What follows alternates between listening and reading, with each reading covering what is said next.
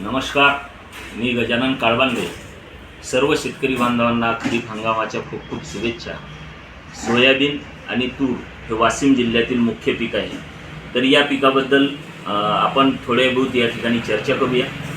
Soybean आणि तूर पिकाबद्दल खताचे जे नियोजन आहे हे सर्व शेतकरी बांधवांनी मागील अनुभवानुसार आपण केलेले आहे. सोबतच एक महत्त्वाची आठवण म्हणजे आपण तूर आणि सोयाबीन पिकाची बियाण्याची बीज प्रक्रिया करणे अत्यंत गरजेचे आहे. बीज प्रक्रिया केल्यामुळं एक समान उगवण होतं. सोबतच जमिनीमधून होणारा बुरशीचा प्रादुर्भाव व सुरुवातीच्या काळात रसशोषक किडीमुळे होणारे नुकसान आपण थांबवू शकतो. सोयाबीन पिकामध्ये पाऊस झाल्यानंतर पुरेशी ओल असतानाच शेतकरी बांधवांनी पेरणी करावी. सोबतच वाशिम जिल्ह्यामध्ये मागील 3-4 वर्षात बरेचसे शेतकरी बांधव हळद या पिकाची लागवड करत आहेत. हळद या पिकाबद्दल आपण थोडी बहुत या ठिकाणी माहिती जाणून घेऊया. हळद पीक म्हटलं की प्रत्येक शेतकरी बांधवांना जास्तीत जास्त उत्पादन घेण्याची एक अपेक्षा राहते. परंतु हळद हे पीक बहुगुणकारी पीक आहे. या पिकात आपण जर बघितलं तर मुख्य अन्नद्रव्यासोबतच सूक्ष्म अन्नद्रव्याची अत्यंत गरज असते. या वर्षात वाशिम जिल्ह्यातील जमिनीचा माती तपासणी अहवाल जर आपण बघितला असेल तर आपल्या जिल्ह्यामधील सर्व सरासरी जर बघितलं आपण तर त्या अहवालामध्ये पालाचे प्रमाण भरपूर आहे. त्याचबरोबर जमिनीमध्ये स्फुरदचे प्रमाण कमी आहे, सेंद्रिय कर्बचे प्रमाण कमी आहे.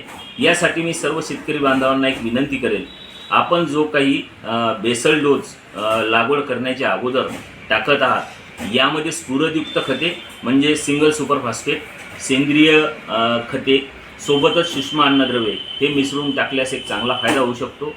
त्यानंतर लागवड केल्यानंतर बरेचसे शेतकरी बांधव हा पहिला डोस आपण ड्रिपनं न देता हाताने किंवा संयुक्त खताचा त्या ठिकाणी देत असतो.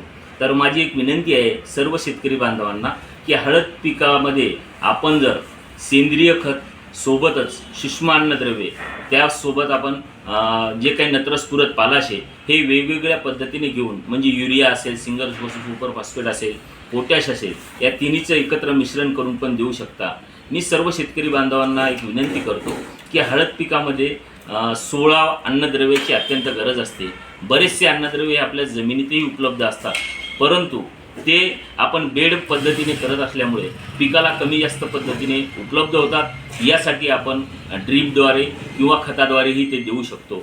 सर्वात महत्त्वाची गोष्ट म्हणजे मागील वर्षीचा हळद पिकामधीलचा जो अडथळा आहे हा अडथळा म्हणजे हळद पिकाला लागलेली सड. ही सड जे आहे ही हुमणी किडीमुळे किंवा अळीमुळे लागलेली आहे.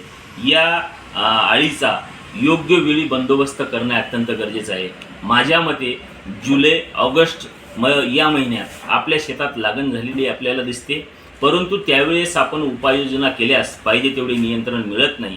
मी सर्व शेतकरी बांधवांना सांगू इच्छितो की आपण जर बेड हळदीची लागवड केली असेल, लागवड झाल्यानंतर आपण जो पहिला खताचा डोस त्या ठिकाणी देतो त्यावेळेस आपण जर रासायनिक खतासोबत किंवा सेंद्रिय खतासोबत जमिनीतील हुमणी अळीला नियंत्रण करणारे कीटकनाशकं जर त्या ठिकाणी वापरले तर आपण चांगला फायदा त्या ठिकाणी मिळू शकतो. मी सर्व शेतकरी बांधवांना सांगू इच्छितो की आपण हळद पिकाबद्दल सर्व जे काही खताचे डोस असतील, जास्तीत जास्त उत्पादन वाढीसाठी जे काही नियोजन असेल यासाठी एक वेळेस अवश्य काळबांडे कृषी सेवा केंद्र, Maratha commercial complex, resort road, Washim या ठिकाणी भेटू शकता किंवा व्हॉट्सअपद्वारे 90-49-249-101 या नंबरवरती आपल्या शेतातील ज्या काही समस्या आहेत त्या पाठवून आपण योग्य ते समाधान मिळवू शकता. धन्यवाद.